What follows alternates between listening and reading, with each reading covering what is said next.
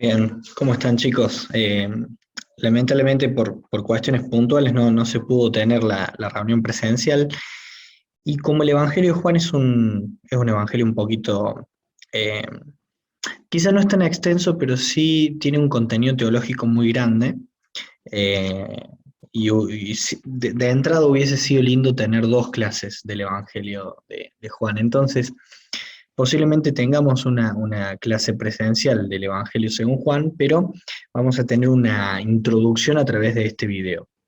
La idea es simplemente a través de este video tener los conceptos claves, las divisiones, o no tanto las divisiones, sino los versículos claves, lo que solemos ver en cada uno de los estudios que hemos tenido la posibilidad de hacer para ver los versículos más importantes, a qué apunta el texto, qué faceta de nuestro Señor Jesucristo nos muestra este Evangelio, un poquito acerca de su autor, y bueno, la idea es esa, vamos a encomendarnos al Señor en oración y luego vamos a dar comienzo a este tiempo.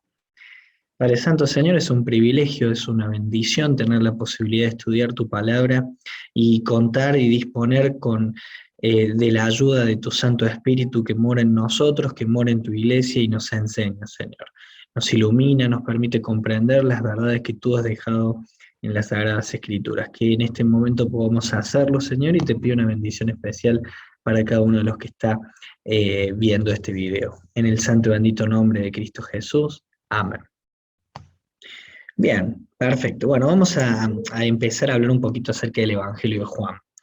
Bueno, el autor, tal como lo tenemos y lo conocemos, es Juan. Eh, Juan 21, 20 al 24 describe al autor como aquel discípulo a quien Jesús amaba, a quien amaba Jesús. Y tanto por razones históricas como internas se entiende que es Juan el apóstol, uno de los hijos de Zebedeo. Si ustedes van a Lucas capítulo 5, texto 10, es más, lo podríamos leer aprovechando que disponemos de la posibilidad y el tiempo a través del video. Lucas 5:10 nos dice, y asimismo Jacobo y Juan, fíjense estos dos hermanos, hijos de Zebedeo, que eran compañeros de Simón, pero Jesús dijo a Simón, y bueno, el texto sigue, ahí están presentados estos dos hijos de Zebedeo, que eran Jacobo y Juan. Bueno, este Juan es el que entendemos que ha sido el autor del Evangelio. Sin embargo, es importante aclarar de que en ninguna parte del Evangelio se nos menciona a su nombre. Él no dice yo Juan escribo esto, yo Juan estoy mandando esto, sino que es algo que se entiende por cuestiones históricas, la aceptación de la iglesia primitiva de que este Evangelio tiene autoría apostólica y puntualmente del apóstol Juan, y las cuestiones internas que se ven, la cercanía que tenía este apóstol con el Señor Jesucristo. Si ustedes han tenido la posibilidad de profundizar y leer los evangelios, van a encontrar que el Señor Jesús tenía tres discípulos quizá más cerca de él que los otros, no porque no los amara más, sepamos entender esto, sino porque en las cuestiones ministeriales había un vínculo muy especial y ellos formaron parte de ciertos eventos muy particulares, y estos eran el apóstol Pedro, el apóstol Juan y el apóstol Jacobo, uno de los primeros mártires de la historia de la iglesia. Bueno, el autor es Juan, independientemente de que seguramente va a haber hay quienes contradigan esta verdad, el autor de este evangelio es Juan. Respecto a la fecha de su escritura, hay algunos fragmentos de papiros que están fechados alrededor del 135 después de Cristo. El libro debería haber sido escrito y copiado en un periodo de aproximadamente 40 a 45 años, lo que implica de que la escritura de este texto ronda el 85 y 90 después de Cristo. Para que tengamos una idea, el apóstol Juan fue uno de los más jóvenes, quizá el más chico de los discípulos del Señor Jesucristo en su ministerio en la tierra. El apóstol Juan es aquel que lo acompaña a lo largo de los eventos, como ya lo dijimos hace un ratito, más íntimos del Señor Jesucristo. Y un Juan adulto, un Juan ya en sus últimos días, un Juan de aproximadamente 80, 90 años, al final de sus días decide dejarnos este legado teológico maravilloso acerca del Señor Jesucristo. Algunos piensan que esto fue escrito antes de la destrucción de Jerusalén, que tuvo lugar en el 70 después de Cristo, pero la fecha más aceptada de escritura es, como les estoy diciendo, el final del primer siglo, tiempo, un poquito de tiempo antes de que el apóstol sea llevado a la isla de Patmos, donde estuvo allí, obviamente no como premiación ni de vacaciones, sino que él había sido desterrado a ese lugar, que es el lugar donde él tiene la visión que es registrada en el libro que nosotros conocemos como Apocalipsis. Bien, respecto al propósito de la escritura, Juan 20:31 cita el propósito de la siguiente manera: pero estas cosas se han escrito para que creáis que Jesús es el Cristo, el Hijo de Dios, y para que creyendo tengáis vida en su nombre. Fíjense, estas cosas se han escrito para que crean que Jesús es el Cristo, el Hijo de Dios, y para que creyendo tengan vida en su nombre. Habíamos dicho que el Evangelio según Mateo nos mostraba a Cristo como Rey, el cumplimiento de las profecías, y apuntaba a un público mayoritariamente judío. El Evangelio según Marcos nos mostraba la faceta de siervo del Señor Jesucristo, nos mostraba el siervo perfecto, y es un Evangelio que apuntaba a un público mayoritariamente romano. El Evangelio de Lucas nos mostraba a aquel hombre perfecto, aquel que era el hombre por excelencia, el postrer Adán. Y bueno, este evangelio apuntaba más a los griegos. Pero Juan, un evangelio totalmente distinto. Fíjense que no hay similitud entre este evangelio y el formato y los otros tres. Por eso los otros tres son llamados los evangelios sinópticos, y este evangelio tiene un espacio particular, está separado de los otros. Bueno, el evangelio según Juan nos va a mostrar al Señor Jesucristo como Dios.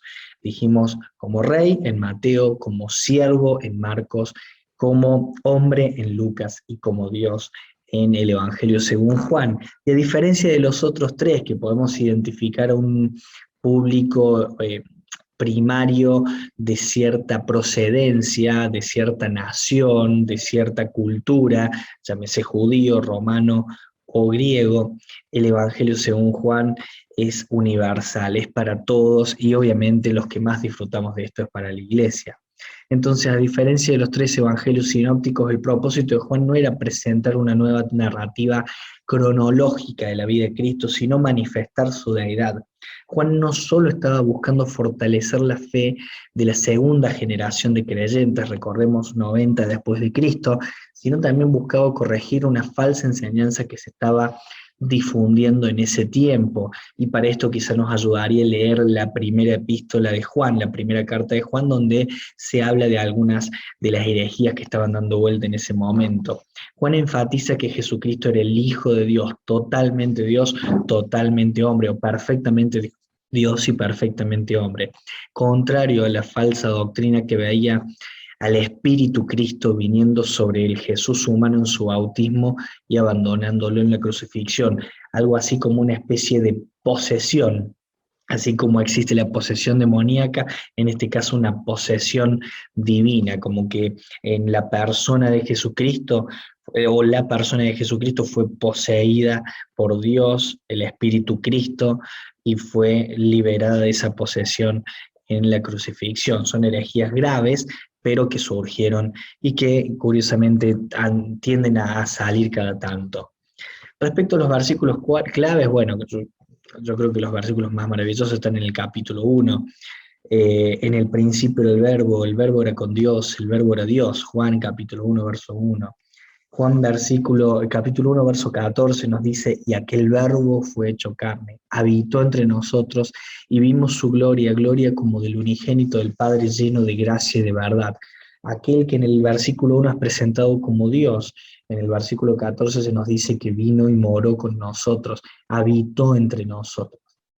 Luego hay muchos otros textos, Juan 1:29, Juan 3:16, ¿quién no lo conoce? Porque de tal manera amó Dios al mundo que ha dado su Hijo unigénito para que todo aquel que en él cree no se pierda, mas tenga vida eterna.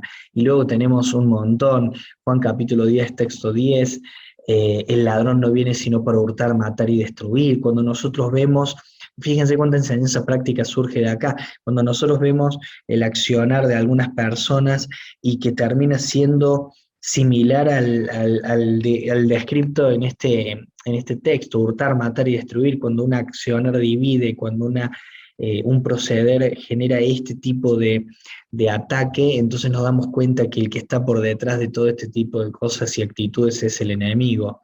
Dice Juan 10:10 y continúa, yo he venido para que tengan vida y que tengan vida en abundancia. ¿Quién no conoce Juan 14:6? Y Jesús dijo, yo soy el camino y la verdad y la vida, nadie viene al Padre sino por mí.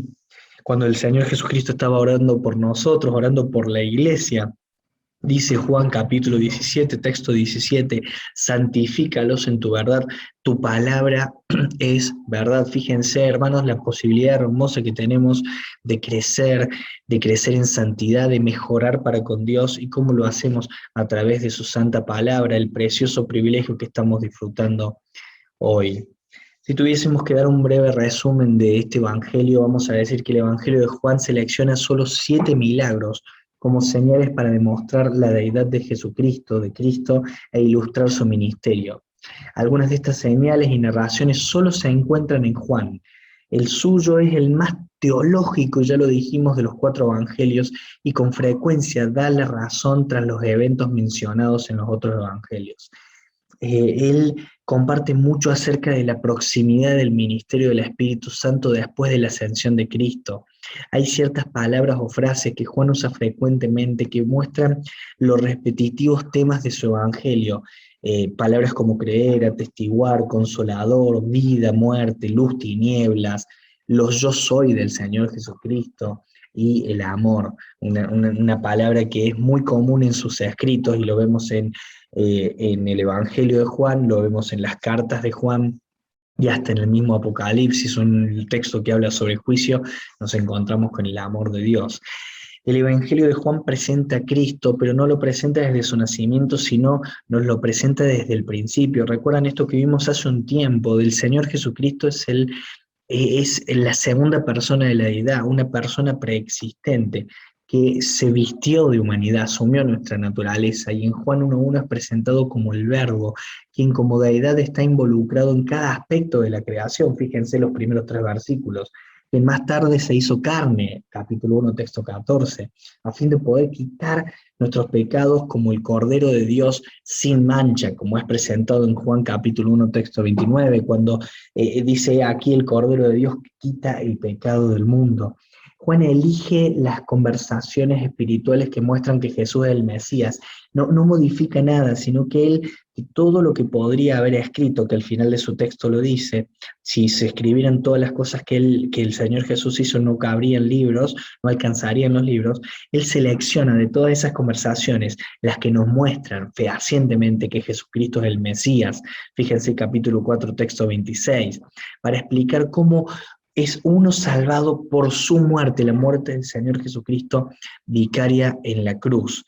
Jesús irrita repetidamente a los líderes judíos al corregirlo, al sanar en el día sábado, al adjudicarse características o prerrogativas pertenecientes a Dios, como perdonar pecados entre ellas.